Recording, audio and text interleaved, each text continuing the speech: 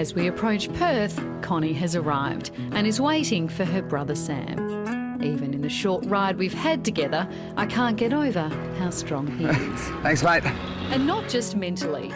I couldn't imagine how hard unicycling up and down the hills around Perth would be. I've done just over 30 Ks and I'm on a bike. This has been hard this bit, a lot of hills. I'm struggling a bit. What has struck me throughout this entire trip is the support Sam is getting from the Australian public. Everything from today, the cruise meals and everything, that's all on us. And we'll donate the proceeds to your charity.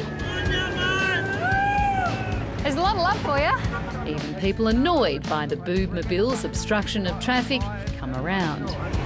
Raising money for breast cancer, mate. That'll do it. Yeah. Thank you, mate. Thanks, mate. And while Sam and I continue struggling into Perth, the person we're riding for is there waiting for him. So last time I saw him, we sort of didn't know when we'd see each other again, or if, because, you know, I got so sick. So it's really exciting to be here and to be seeing him soon. And although they say the Love Your Sister journey is much bigger than them as individuals, today it's about them. Oh, my... Jesus! Oh, you slippery little sausage. Whose fault is this? I wonder why we were going the back street. I'm so glad you made it. How'd you go with the flight? Yeah, really well. Are you feeling okay? Yeah, I feel good. Seeing them together, it's clear how much Connie misses having her brother around. How do you go not being able to see him as often as you'd like? Well, we agreed that we would have to spend time apart and, you know, knowing that I'm on borrowed time, that was a decision we didn't make lightly. But we both agreed that that Love Your Sister was more important, so that... Times when you wish you hadn't said, yes, go.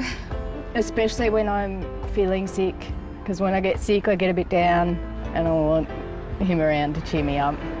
That's really hard then. What's that you when you're riding? Does Connie know that you have those moments when you're riding? I haven't told her, no. I think I've told her I shed a tear or two for her. Well, I remember you saying that your greatest fear was that you would go and then something would happen to you while you're away and you weren't... But, you know, seeing you and you look so healthy and you look so well, is that encouraging for you as, you know, you get nearer and you're halfway now that you... Yeah, my biggest fear was that Connie would die while I was gone. And I'm sitting here really confident that... touch wood, that she'll be there at the finish line. It's always been my fantasy that I cross the finish line and that she's there and that we can, you know, hug each other and say we did it. You're both such positive people. Is that, you know, is that your nature, or is this just Love Your Sister giving you a... No, it's not in mine. It's never been in mine. It's only really since Connie got sick that I've learned how to be. I think that's one of her biggest gifts to me.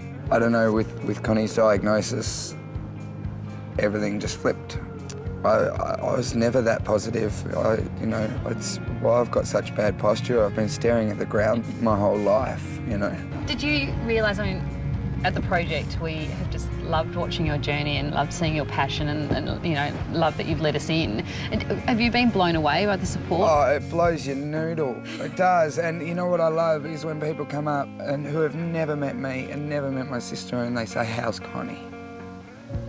I mean, that just breaks me, you know. I just think, wow, you know. And what about one final sort of message for Sam to take with him the next few months on his journey home? Good luck and look after yourself. You've got to keep going long after this event's over, so don't just try and get through the next few months. Look after yourself long term. Thanks. So that you can keep living and keep having fun for many years to come. Yeah. Yeah, I will. You just stick around. All right. And, no props. Make sure you're there when I get home.